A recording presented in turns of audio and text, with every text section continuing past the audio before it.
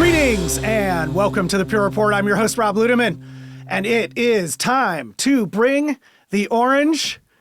And you're back. Mr. Back. Don Poorman, Can't you get just rid of me. can't You can't get stay rid of me. away. Can't get rid of me. Frequent flyer points just keep racking up I up. I was asked earlier today how many I've done of these. I don't know. I think it's like 9 now. It kind of doesn't matter because even with very minimal preparation, we can actually sit down and do something. We can squeeze something interesting out. and meaningful. We will find some gold in their hills. Yeah, we do that. Don, you are Technical Evangelist on our TE team. Yep. Having a lot of fun with that. Yeah, it's been wild. As a matter of fact, we were on the PS Navigators call this morning, and we were doing an NDA review with everybody in the Navigators, and it blew me away the amount of stuff that we put out second half of last year. Yeah. I mean, to the point where I was like, my eyes kind of hurt looking at everything that we did. Well, we went from launch at Accelerate in June. Yeah. For folks, go back and check out the payload from that. So cool. But then we ran the road shows, and well, if you're running road shows, you need shiny holiday news. To go there, right? Piece things together. So we had that New York launch in September and covered that worldwide.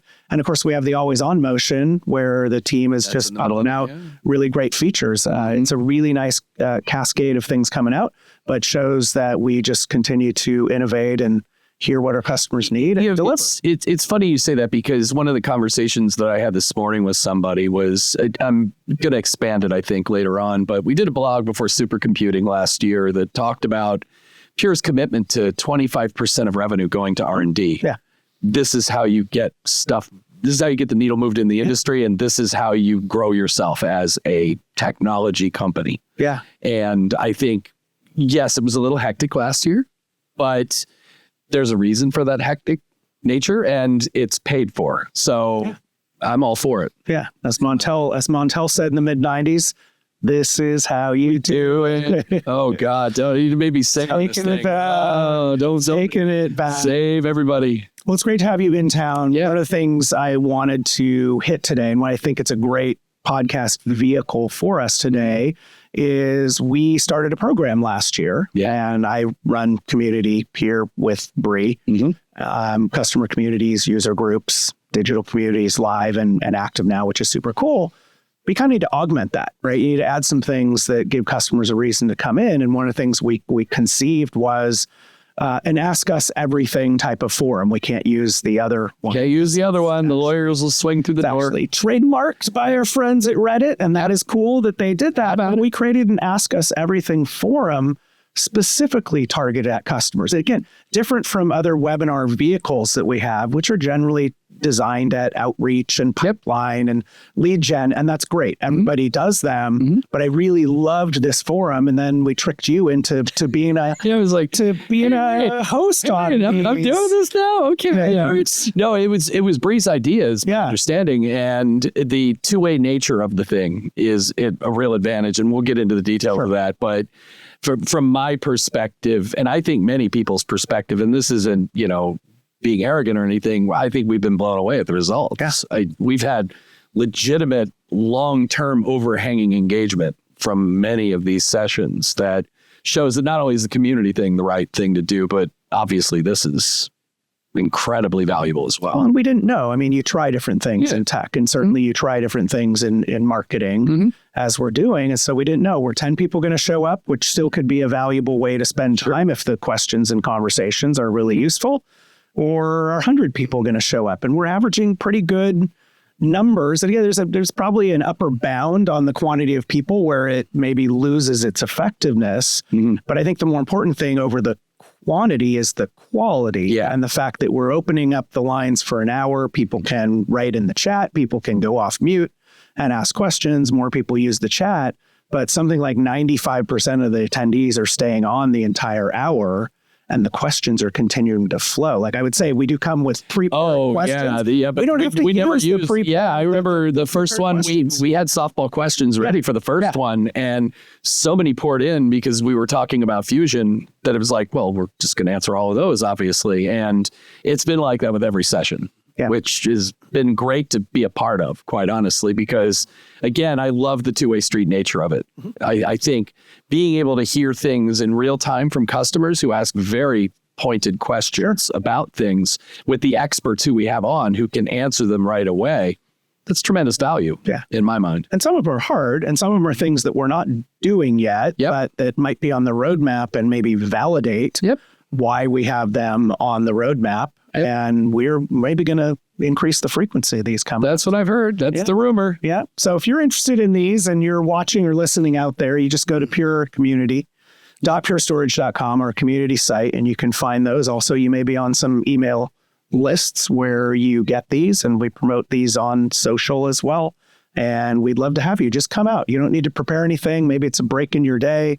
Yeah. Maybe it's over your lunch hour. If you're on the East Coast, we tend to run these at 9 on a Friday when things might be hopefully less busy. Yeah. And we'd love to have you. So the idea for this episode is we're gonna look back. Yes, we covered some really pertinent topics in the Pure ecosystem.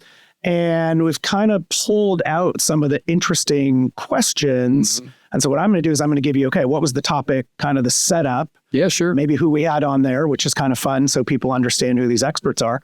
And then I'm going to hit you with some of those questions and we'll just recast and chat through those. Yeah. Sound good? Yeah, it sounds great. Sound good. All right. August, we kicked it off. That was a big one. That was a big one. Fusion was the right thing to kick off because at that time we had just been doing a lot around it at Accelerate and doing a lot of promotion, other webinars. We had great attendees, great turnout, and some pretty interesting questions. I think the theme that I saw from the ones we pulled out here is really speaking to, people are building fleets, they're connecting arrays, they're looking to automate data placement across those, and certainly we can get into presets and other things.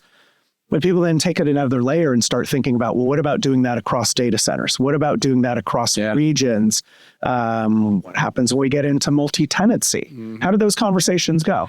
So I think that was one of the more eye-opening parts of the Fusion thing is that it wasn't necessarily about what we can do with it today. I think the audience already kind of knew what Fusion meant. And we did explain it again at the beginning a little bit as to what it was all about. But when the questions started pouring in, it was really, how do I really use this in my environment? How can I group my arrays a certain way? How can I leverage the information that's in it for vetting out future purity upgrades? Just the nature of figuring out how to operationally work Fusion into their daily routine was an eye-opener for me, because usually when you have a new feature come out, you have to convince people, take it. Do it. Come on, please come along with me. Yeah. But this group, and I think we were all surprised the number of people that showed up and the amount of questions that came in.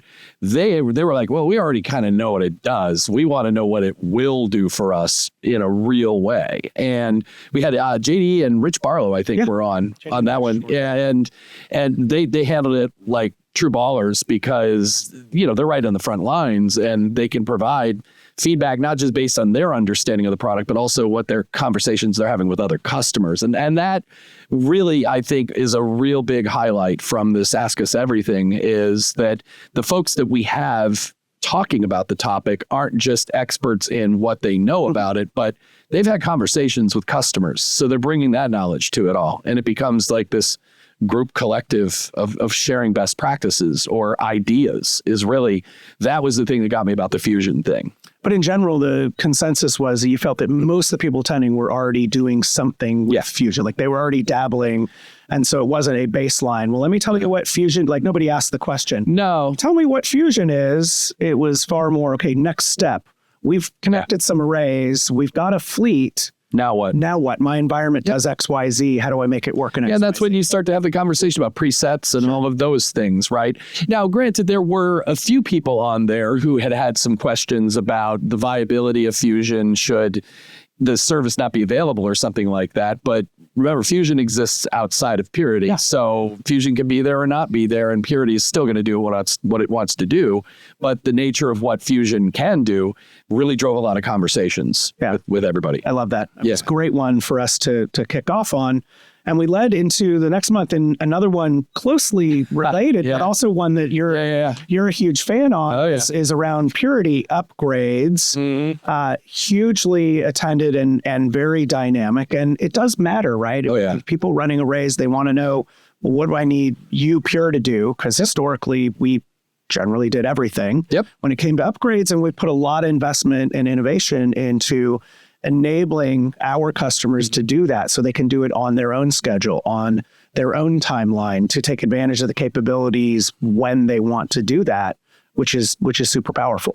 Yeah, the self-support upgrade numbers that we've seen have gone up considerably, right? And I think there's a benefit for it. For what you just described is I need to be able to upgrade it on my terms. Yeah, the white glove thing that I could do a service with your service folks, that's great. I'd love to be able to do that. But I don't know if I can always coordinate it with my maintenance window and things along those lines. So the self-support upgrade thing that we've been able to roll out and phase it across fleets and everything else, I think people are really starting to see the value in that and recognizing that we are doing everything we can to make it less nail-biting to upgrade a storage operating system, right? I've talked about this in blogs and everything else, that legacy storage has made us think that storage operating system upgrades is the worst thing you can possibly do to your life. And I've been through it. I've been through bad upgrades. Yeah.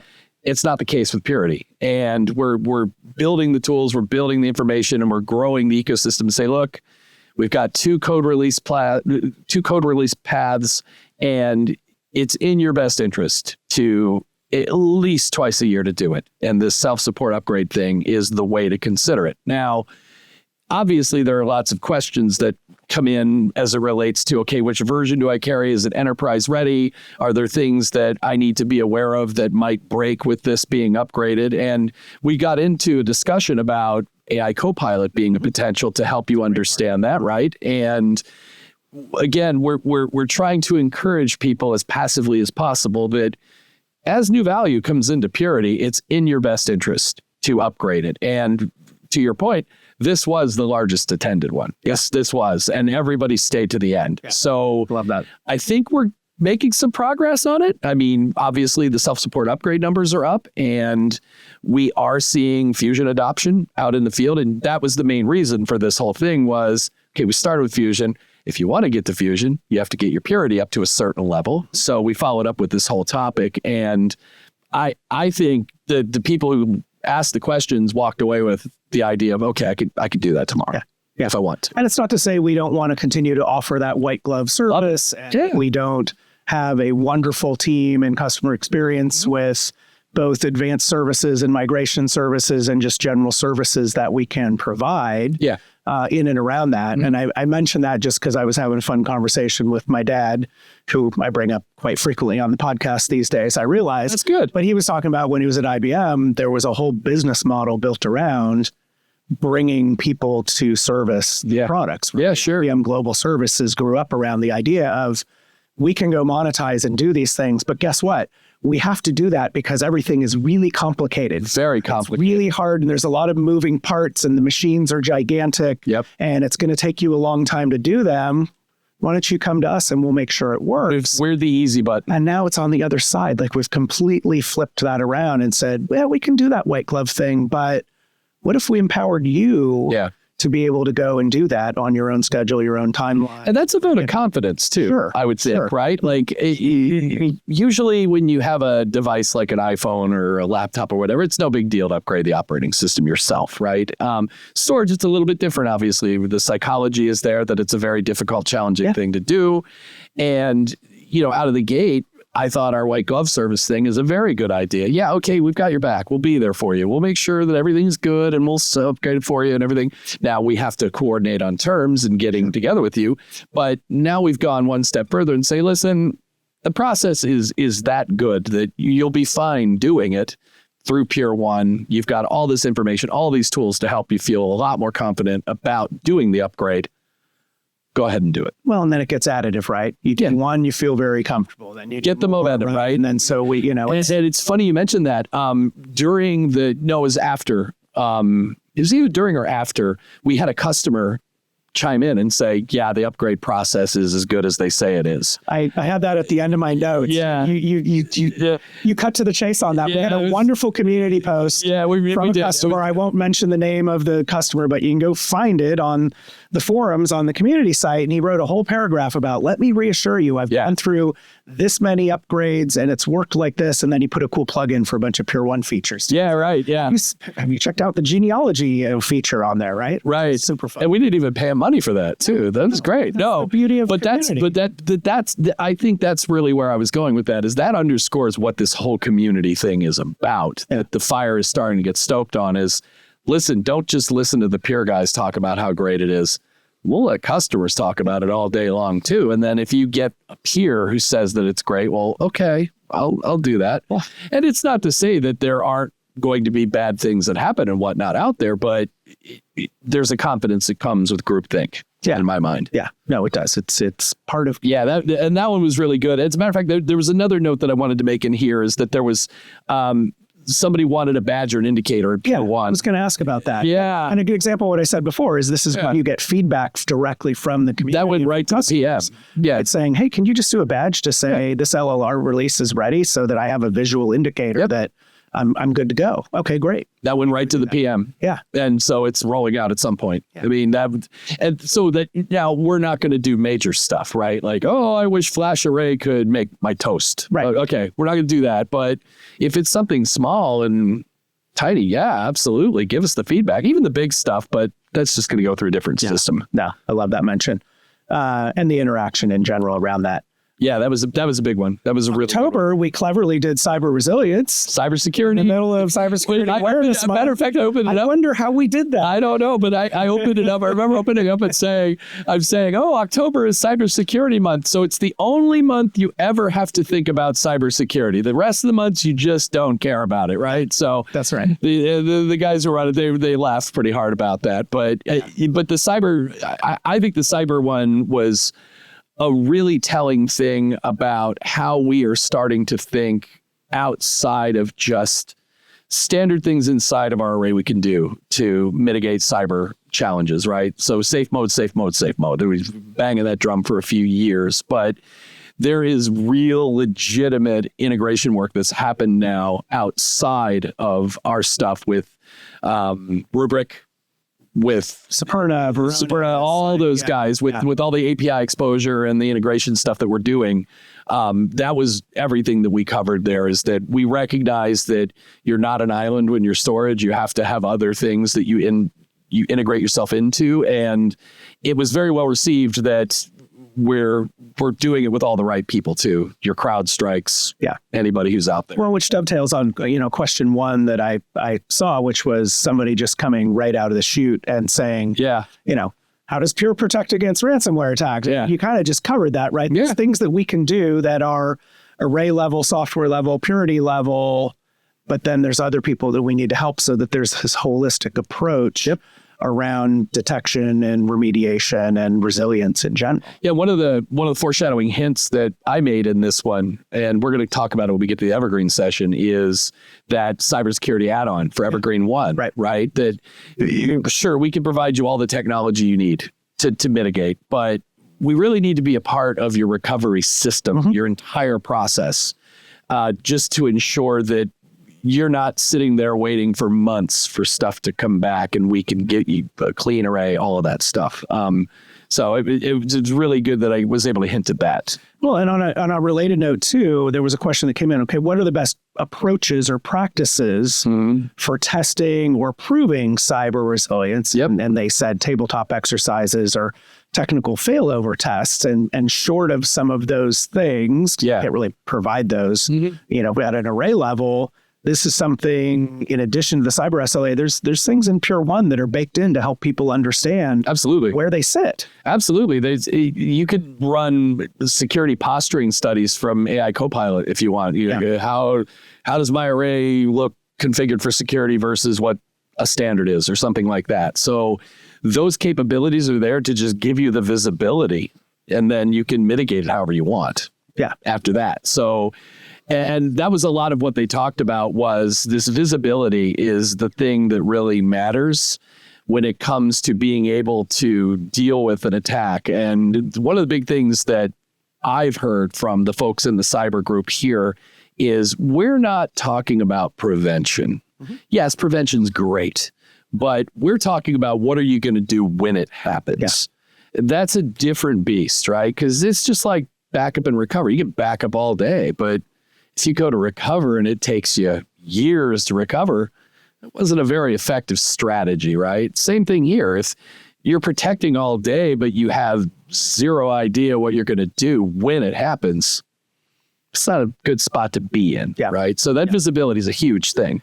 And again, on that note, and again, this is another where you get interesting feedback. Yeah. Does Pure provide compliance documentation proving immutability? And this gets into the whole auditing stuff, because everybody's got cyber insurance now. Yep. And that was a really great question for us to hear that need and note, okay, we've done a lot of things. We have the security assessment that's built into Pure One, but there's more things on the roadmap that we could continue to do to help give that proof, right, to the cyber insurers. Yeah, and that really matters a lot, I think, especially when it comes to us having your back, right? I've talked about this before, how Pure's in a saturated market, right? Storage is pretty saturated. Yeah, some AI might emerge where there's a bigger opportunity, but for us to really grow as a company, we have to take share from our competitors. And the way we take share from our competitors is by hitting them where they can't reach and selling this concept of trust, that we have your back.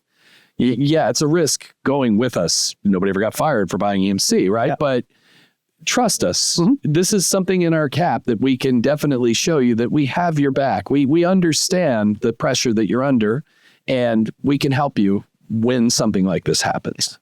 How did you handle the limitation on number of snapshots question? Right? So that comes up over time, right? People it does. Used to the old school snapshots. Oh yeah. Not very efficient. You start chewing up your storage. Yeah. They ask, can multiple snaps be put on any performance impact on volumes?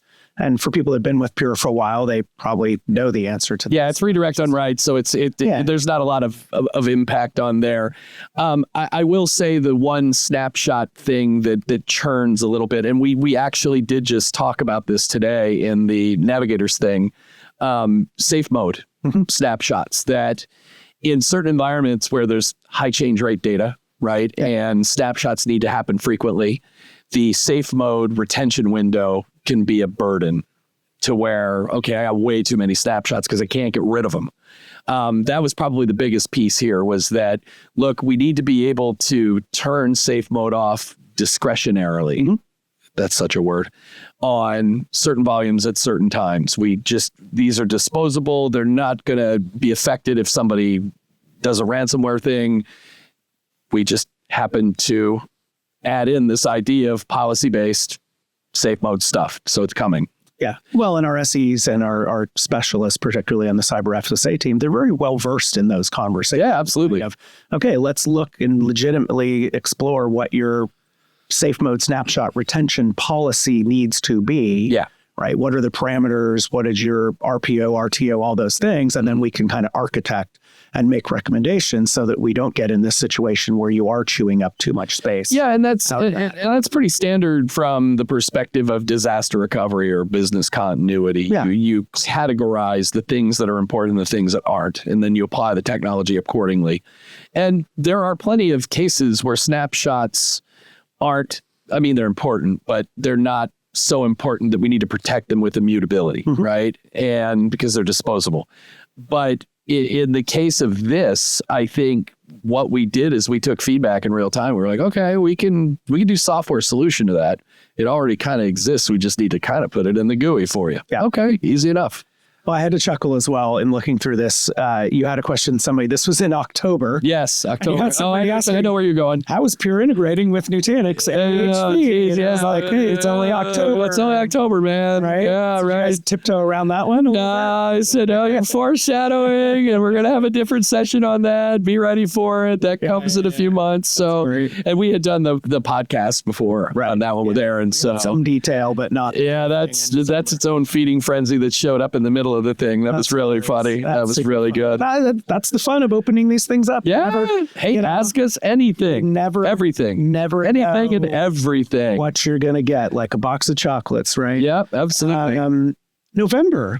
Really cool. File. Yeah. Right? So we got Barlow on. Yeah, Barlow came into host because I was at supercomputing. He had something going. I was at supercomputing. Carnes on that one too? Yeah, so he had Carnes, and I think he had Quinn on. Quinn's first. I think he had the dynamic duo. Yeah, PFT files. Yeah, and that by far is one of the more dynamically developed features right now on FlashArray. I'm sure the people who are fighting for object on FlashArray would argue otherwise, but the nature in how Quinn and John are driving FlashArray files to some extreme enterprise capabilities was worthy of an entire session, quite honestly, in my mind. And you got questions around extending into cloud, and the answer was really, hey, look, we're going to look at those things. Yep. But right now, we are laser focused on making our file capabilities as best as possible and doing that on-prem. Yep.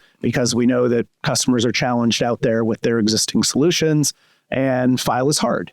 File is very hard. And file is hard is because it's something that was designed in the 90s or the 80s, and it's still applicable. Kids these days don't even know. That's right. These kids today don't know how to do. They don't even know how to click through directories. Config.sys files. You know, they don't know all that stuff. And you know, the nature of the long teeth of files, it does show up in the enterprise. And I think John and Quinn have done a great job in trying to modernize what the experience really is as far as delivering and managing file-based workloads. And they were able to talk through some things in this session that I think really resonated well with the customers.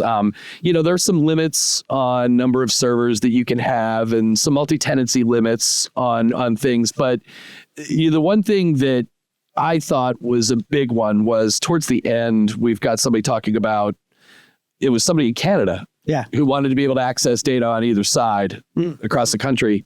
And this is the use case for active cluster for files. That's coming. It's right around the corner, so I can talk about it. I could be in two places and I can get my files from where I need to get them, and I don't have to worry about which array I'm going to and all of that. Which is super powerful, right? So massive. Locked in. And it plays into the whole platform idea, right? You shouldn't care where your data is. You just want to be able to go and get it. And Active Cluster for File brings that to bear, especially with what they've done under the hood and how to make it work. It's genius.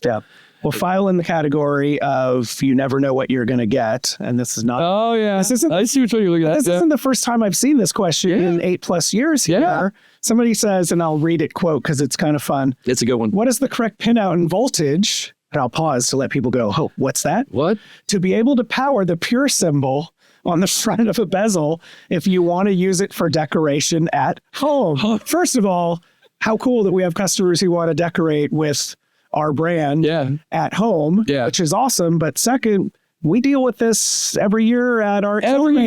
We have to reattach solder wires. We forget where we put the last bezel. You forget the batteries. And here we are with the soldering iron making it work all over again. So there is a schematic out there, obviously, which is great. It helps you to figure out how to hook it up to a 9-volt battery. You'll need a soldering iron. But any nerd who's asking for this probably has a soldering iron. And then the question I have is, where are you going to put it? Because obviously it's going to be in your office if you're married. Your wife isn't going to be like, oh yeah, put that over the fireplace, honey. That'd be great. It's like a lit St. Pauli girl beer sign from the 80s, right? Like nobody's going to put a lid bezel up on the wall, but it is a cool concept that somebody in engineering around here came up with and has the schematic to be able to do it. Garage. I think a garage would be a good absolutely.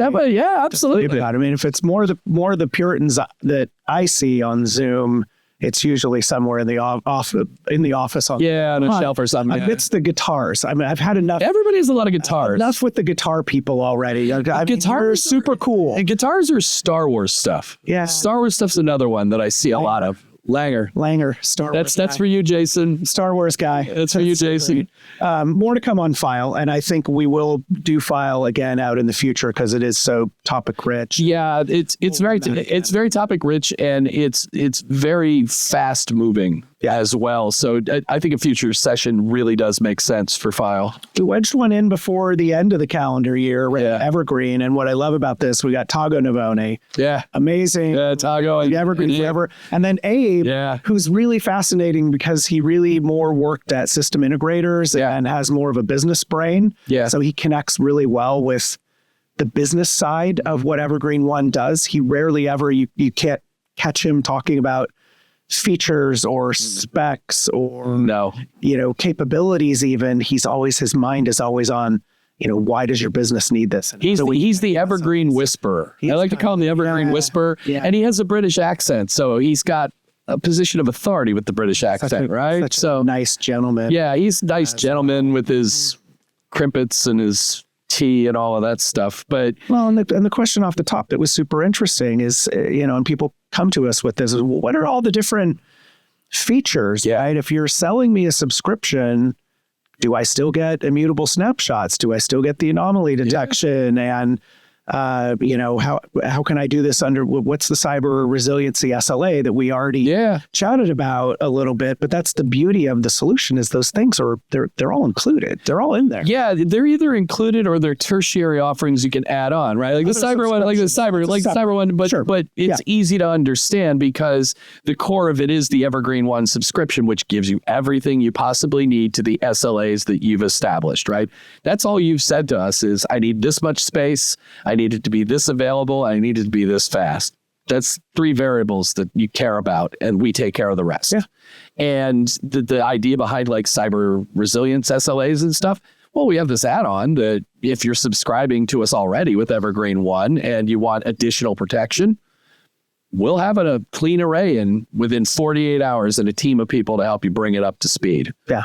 You got to pay a little extra for it, obviously, but that's an option that makes sense to people, right? There's another one for AI. There's a Evergreen One for AI that is based on performance and not capacity, right? So, and that's where Tago is a real genius in figuring out how those numbers work and everything. But the best part about it is that Evergreen One is really the core of it all. And then it can be molded on the edge with certain things that add on to the value. But the core of it is very strong. You get all the SafeMode snapshots you want. You get everything that you would want in purity. It doesn't matter.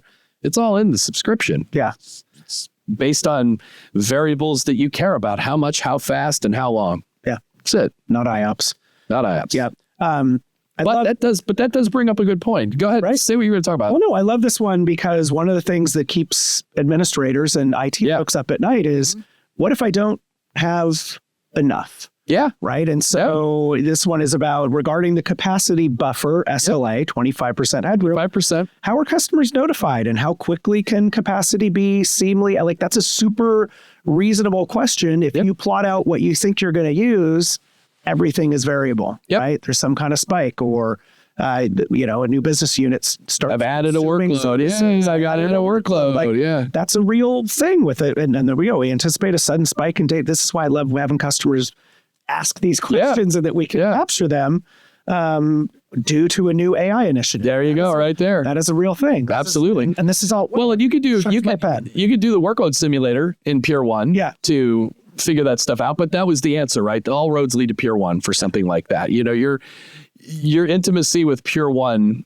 should be very, very tight if you have an Evergreen One subscription, because that's what we're looking at as well. We're looking at the same numbers as you. So we can see the same trends as you, but you kind of have to be the responsible one to say, hey, I got to think about this 25% buffer and do something about it. No problem. We could add the storage and adjust the contract. That's easy enough. But Pure One is going to be the way that you see that. It's a must do as far as that's concerned. I'm so excited, and you don't know this, but I'm so excited around all this digital experience stuff, right? So folks watching, listening, if you hear us say DX, that is digital experience. That encompasses all the Evergreen portfolio and Pure One and the AI Copilot that's built in around there. I've been working with Prachi. I've been working with the PMM on DX. We're going to do a DX series. Good. A 5-episode series covering everything to nuts, and bring, again, some of those folks that work right down the hallway from me here. And bring those, Pyle and Aveen, and it's going to be super fun. So, look for that, folks, coming out. It's one of those things. We were just at a meeting today, and we were talking about how it seems to be just this extra thing that we talk about occasionally. And I'm like, no, we need to really kind of almost lead with it. Especially if you look at the future and you realize that Pure One and Fusion are going to be very, very close to each other as well as things move on. It's already getting close with the Workato automations and things that we're doing, but it's going to be a very, very important piece of the entire platform and EDC vision, right? That's where it all goes. Very well connected and also connected to cloud. So we did have a question coming in on use cases where Evergreen One delivers value for hybrid or multi-cloud environments, which is pretty much everything. Right? I mean, everybody is connected somehow, DR being a very common use case. Absolutely. But we saw that very early on with this offering with subscription and said, okay, well, people are consuming cloud services from AWS, from Azure. What do we need to do to go connect on-prem into that, but do it at that subscription level? Because you're paying a subscription in the cloud anyway. Yeah. So why couldn't that be a part of Evergreen One? Well, and I think that's the thing, right? Is that you can take allocations of storage that you're subscribed to and reprovision it for cloud use. Everything's portable. It's just licenses, right? So if you're paying for a subscription for 500 terabytes of data and you really only need 300 of it on-prem, you need 100 in the cloud, no problem. Spin up Pure Storage Cloud and use your license up there. You'll pay a little bit for the internet or for the cloud services to support it, but the storage is covered. Yeah. And the functionality is the same too. That's the best part about it is if I know how to work with a flash array on-prem, I can work with Pure Storage Cloud the same way. Yeah. And if you pull that out and you say, well, I manage it all through Fusion, now I don't even care what I'm doing, right? So we're abstracting layers of complexity through this licensing thing as well as what Fusion and everything else is bringing to bear. We've been talking heavily around subscription model-based things, and that's goodness. Yeah. But you did get a question just around our Evergreen Forever, right? Our non-disruptive upgrades. Yeah. Does ARI participate in Evergreen upgrades? And I guess we could extend this to FlashStack as well. Right? Yeah, FlashStack. We build these stacks with alliance partners. Yep. And I guess we could extend it to every part of our portfolio. Anything and everything. Yeah. And the Cisco validated design of FlashStack with either VMware or Nutanix, which is now supported, as well as ARI, it's all fair game for Evergreen. Yeah. Whatever Evergreen model you want can be a part of that whole thing. Now, the one thing I do want to bring up that did come up in one of the conversations, or one of the questions that came in that somebody asked about was, they were like, well, what about the generations of the controllers and what about the hardware and all of that? And it's a very interesting one to think about with Evergreen is that we're on the hook for the SLA. Yeah. You agreed to the SLA. We're going to deliver you the equipment that meets the SLA. It may not be the R5 controller. It may not be the newest controller. It may be an R3 controller, maybe an R4 controller. We own the title. We can do what we want with it as long as we're hitting your SLA. That's all that matters. And I think there was some respectful grumbling on that one. We call it respectful grumbling because you know how nerds are. We want the fastest thing that... I know. And that's how an infrastructure brain works. Of course. To get the latest and greatest, but that is that pivot that is required in the mindset of thinking is, okay, you're supporting these two business units and they need the performance and the response time and everything to be this. Okay, we've brought in exactly what is required to do that. Doesn't matter whether it's an R2 or an R5 or an whatever. Here it is. And then if things shift, great. We'll make the adjustment. We adjust accordingly, right? And again, I think that goes back to the whole Pure One thing, right? We're looking at Pure One the same way you are when it comes to these Evergreen subscriptions, and we will be proactive to adjust things accordingly if it looks like something's tipping over against the SLA that we've agreed on. Yeah. So that was a very interesting conversation. Definitely. Final one, we're to almost the end of the horse race track. Yeah. But one that you know and love. We had you on the podcast with Aaron a while back on Nutanix. Look at all these pages. I'll show. I know. There's so many. Lots of these questions from Nutanix. You got, which was great. It was very timely, right? Because that announcement was in early December. Yeah, it was right around the corner. Specifically, you and I do all the planning around the topics, for the AUE stuff. And we specifically said, okay, let's give people a month to kind of chew on this and think about what they want to ask and then show up in the middle of January. One right out of the chute, Pure storage platform? How does that help decouple storage growth from virtualization licensing cost? And what capabilities are there as we look at shifting between hypervisors or adopt container-based workloads? That's the kind of question we want to get. That's a huge question. And it was perfectly timed. We didn't even ask for somebody to ask this, but it just came right away. It came right away. And it came, I think, a day after we had said, okay, we now support the Nutanix Kubernetes platform with it, right? So, you know, and you look at the questions like, hey, what about modern virtualization adopting container? It's like, oh yeah, you can do all of it now with the Nutanix thing because NKP is supported. So, you know, the timeliness couldn't have been any better on that. But I think it stands to reason, and that's the important part of this, is that this is such a dynamic, fast-moving joint engineering thing that what you heard this month is going to be improved next month, and then the month after that, then the month after that. So every day something new comes out related to. Well, and Cody and Ketan alluded to that when I had them on. Cody Hosterman, Ketan Shah, from Nutanix, VP of product. We talked about all the things that are in the solution today, but they were very clear. We've spent a year working on this. It's been an amazing journey. The teams are super collaborative. Our cultures are very similar, and we've built a great solution.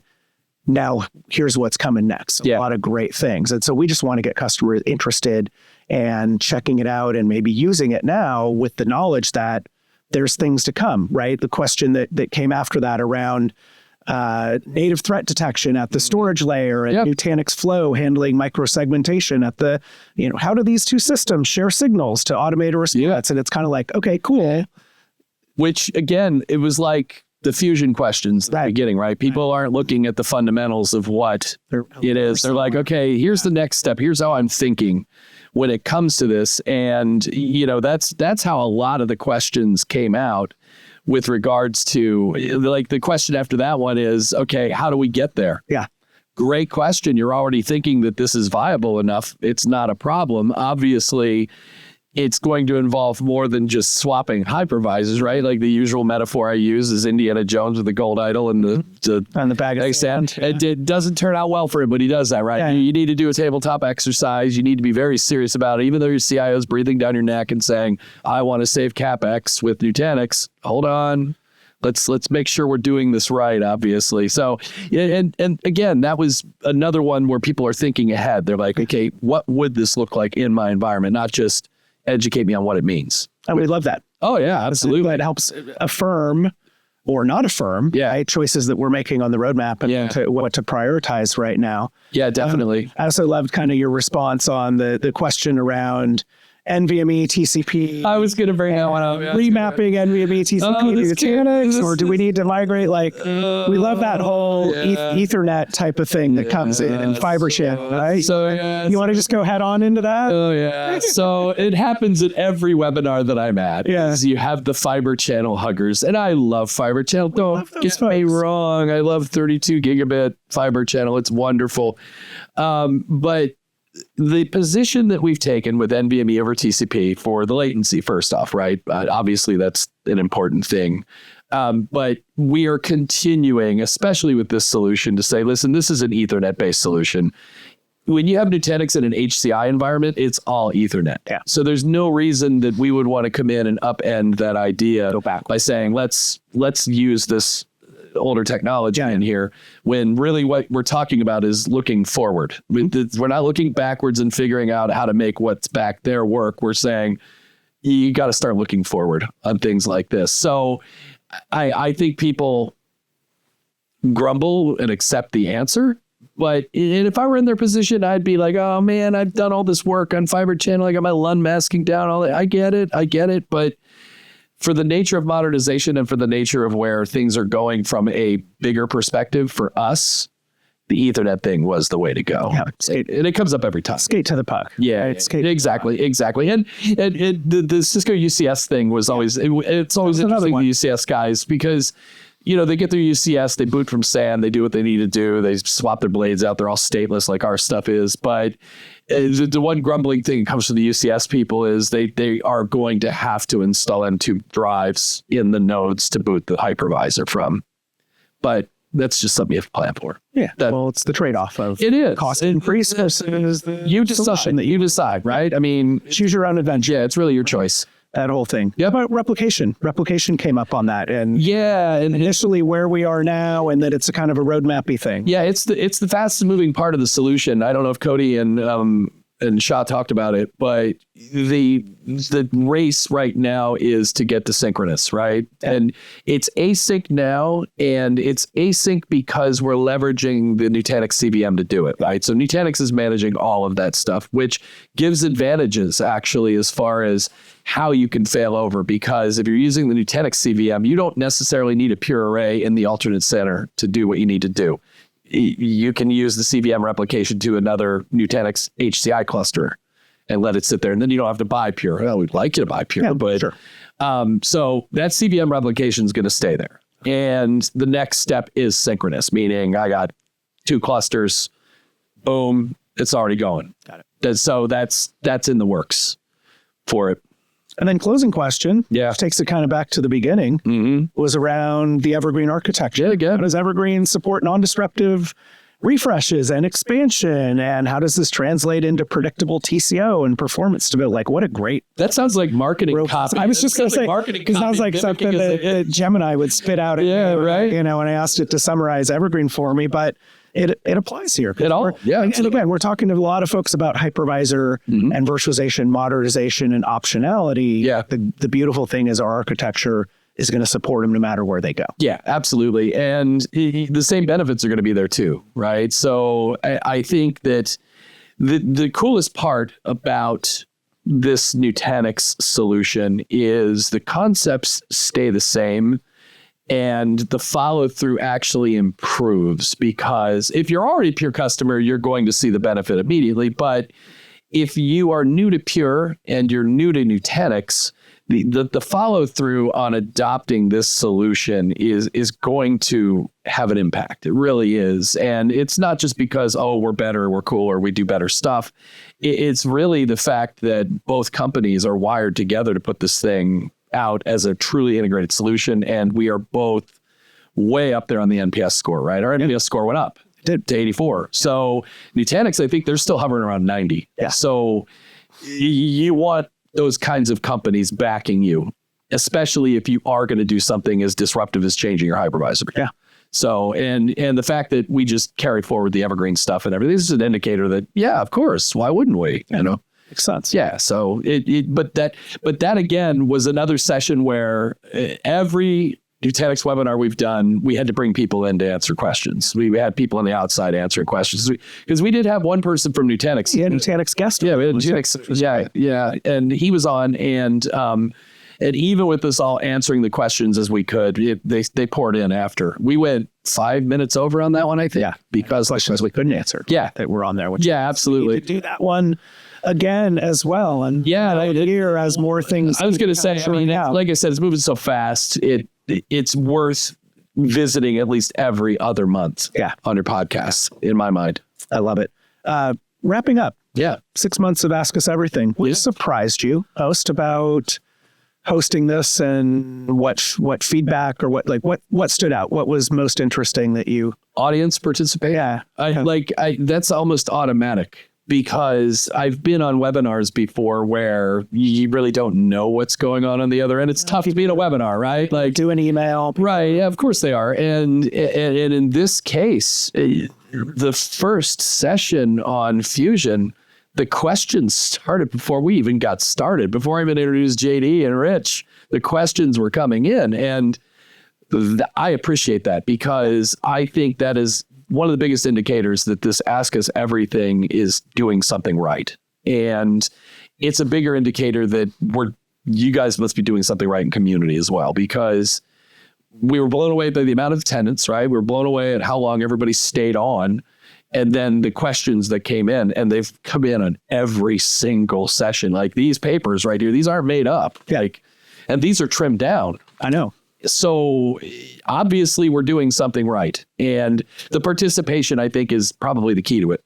It's awesome. Well, we will keep them coming. There is a robust roadmap of topics out there. Absolutely. For everybody. You and I just connected and built out the next 6 months. 6 months. And so if you are a customer out there and you want to join in, we would love to have you. And maybe not every topic is pertinent, right, No. or of interest. I think they're not all going to be winners for you, but I would say a majority of the things that we are crafting and planning on bringing folks out. And again, the best part is you get access to our experts who are living and breathing this on a daily basis. We try to combine one of our field technical specialists from the FSA org or the principal technologist org with a product manager, and then you bring good knowledge in across a bunch of different areas too. Well, even though you're the traffic cop, I know you also can chime in on things. So thank you so much for letting me take you into hosting. It's been a blast. And for doing this rapid fire. Not easy, right? We covered a lot of ground today. We did. Different areas. We did. You handled it really well. So okay, yeah, good. That's all right. Well, it comes with the territory of being in the Ask Us Everything thing. So we'll go well. It's good stuff. Cool. Well, thanks, man. Thanks for stopping by. Love it. If you're out there, hit purecommunity.purestorage.com and look on the events tab of the page up the top. And that is where we list all the webinars and event activity that we have, but you'll be able to find Ask Us Everything, and certainly in the very robust search capability that we have in the tool.